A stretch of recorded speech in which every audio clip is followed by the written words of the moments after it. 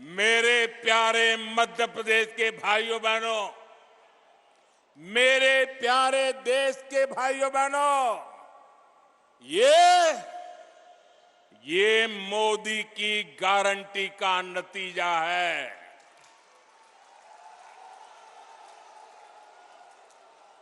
और जब मोदी गारंटी देता है, जब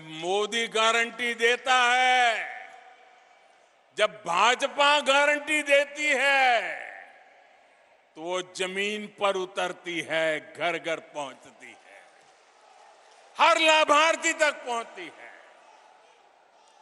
याद रखिएगा, याद रखेंगे,